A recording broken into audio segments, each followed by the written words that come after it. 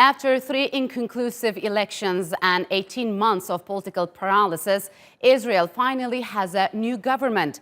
Despite being rivals, Prime Minister Benjamin Netanyahu and Benny Gantz are on the same page when it comes to one issue. Just days after forming a government, they announced the annexation of the occupied West Bank and Jordan Valley will go ahead. International condemnation has already poured in, with Israel's plans blasted as both illegal and a death blow to any future Palestinian state. Palestinian President Mahmoud Abbass has referred to the announcement as Judgment Day, saying he'll cut all security cooperation with Israel.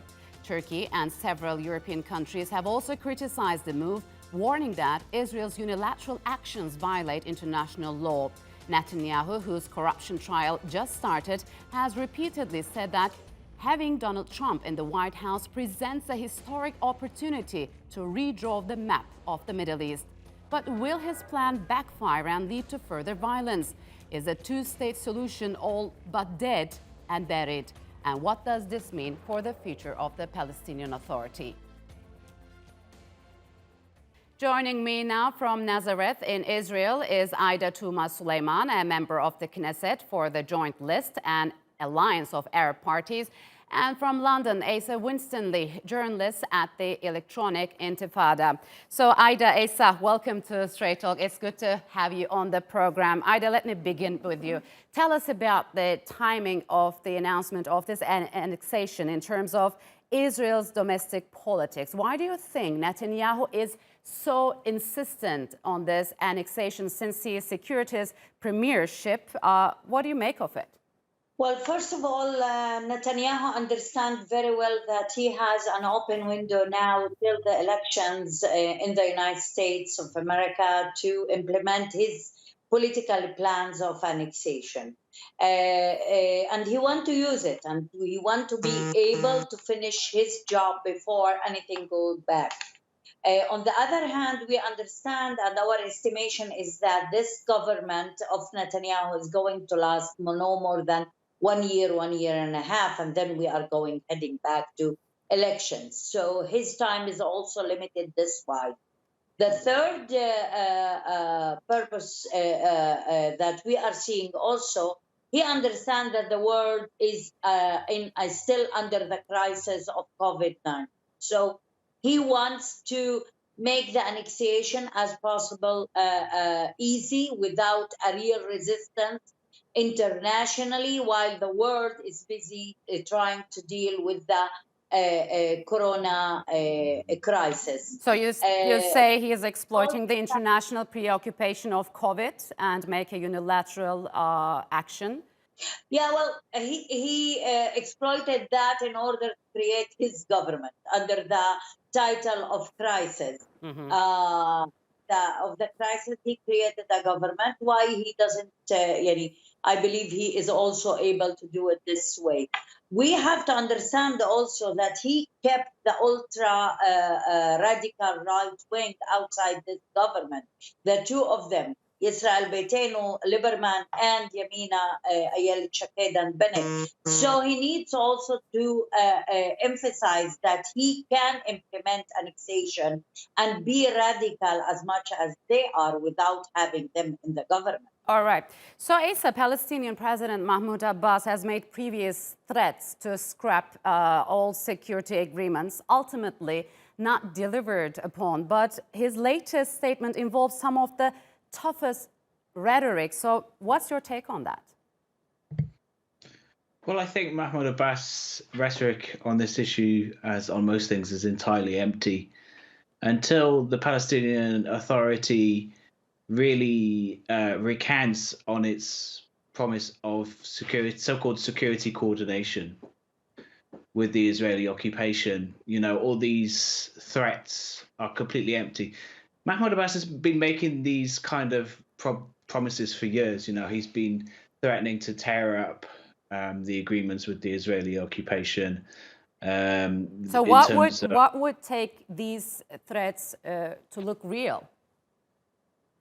Well, for them to actually end what is essentially collaboration with the Israeli occupation, to stop Palestinian Authority security forces working with Israeli occupation troops to enforce the Israeli occupation. But what this would actually require is for the Palestinian Authority to dissolve itself, because the Palestinian Authority was established with the purposes of providing a native occupation agent for the Israelis. But what happens if the Palestinian Authority dissolved itself? I mean, what would be the consequences? For example, where will this leave Hamas? Well, I'm not sure where it would leave Hamas. Hamas would have to judge its own position on that issue. I mean, what we see now is completely unsupported, an incredibly unpopular so-called Palestinian Authority. I mean, I've written in the past in articles that the Palestinian Authority is it's kind of a contradiction in terms, because it has no real authority outside that which the Israelis designate to it. So, Aida, in your opinion, what's at stake this time for the Palestinians? What are the risks that will come along with this annexation if really executed? If this annexation is executed, in my opinion, it's finishing the national liberation struggle of the Palestinians, as if it's closing the door for the option of creating a Palestinian state, and it has to then make the Palestinian people have to do a re-evaluation of how they are going to continue. I believe that the Palestinian people will never agree to a situation where they continue to be under the control of Israel without their rights of self-determination and their rights to live in dignity. My opinion is that even if you mentioned the rhetoric of Mahmoud Abbass, I think one of the decisions that should be made now is the threatening of canceling all the agreements is used as a tactic only to put pressure on Israel not to practice the annexation, or it is a strategy because the Palestinian leadership understand that the political situation is going to a new stage that was not created before and did not exist before, and that's why the Palestinian leadership has to reevaluate. If it is a strategy, it needs a lot of changes to happen, including that the Palestinian political decision should be moved back to the PLO and not to stay in the hands of the NA. And another decisions that should be taken later on. All right. So, Asa, what's your take on the international reaction? Turkey said Turkey will not allow Israel to annex parts of West Bank, and that the Jerusalem is red line. The European Union has called on a punitive economic sanctions if Israel pressed ahead with the plan. Can we say the EU is united against the plan, but divided over what to do? What's your take on that? Well, I think the European Union's rhetoric is as empty as Mahmoud Abbas's. The European Union and European governments have, for decades, really made similar empty, weak noises against Israeli occupation while doing nothing to hold Israel to account. And in fact, worse than that, actually rewarding it through subsidies from the EU for technology research and development, which ends up going into the Israeli weapons industry, favorable trade agreements, and so on and so forth. The list goes on and on when it comes to European Union countries, especially countries like Britain, France, and Germany. And it's getting worse than that now, because the Israelis are pressuring and boasting of their successful pressure for the passing of new laws, such as has been done in the United States and in France and Germany, and they're putting pressure on in the UK to more or less outlaw the boycott movement, the boycott, divestment, and sanctions movement,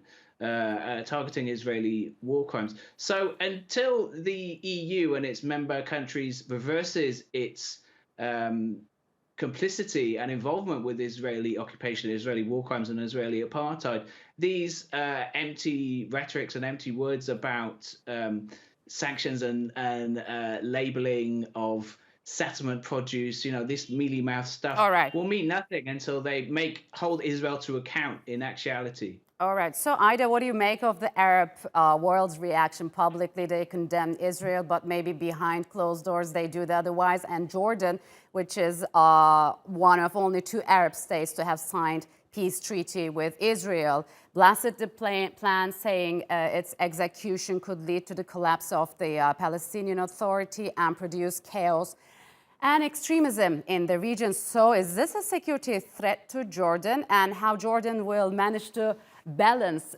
politics, diplomacy, as well as pragmatic concerns? And this is also valid for Egypt, if I'm not mistaken.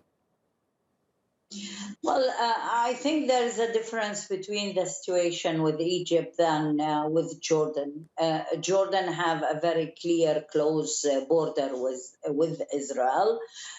Jordan is also, that's true that they signed the peace treaty, let's say, with Israel, but they understand also that this plan of annexation is preparing also for the alternative, what is called alternative homeland for the Palestinian, which means the Jordanian kingdom. And this is one of the fears, I think, that is existing in Jordan. That's why the Jordanians are more vocal against annexation than anybody else. Egypt is in a total different situation, in my opinion. For my regret, I do not count on any of the Arab regimes. We can see how they are opening doors for the normalization with Israel.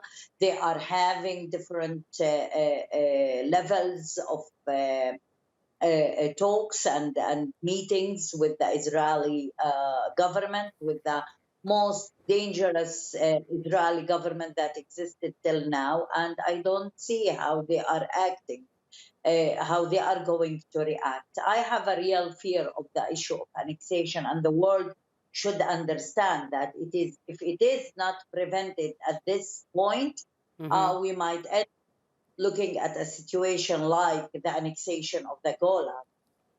We will have a more complicated situation later on. I'm afraid we have to leave it here. Aida, Asa, thank you very much for joining us on Straight Talk. I appreciate it a lot.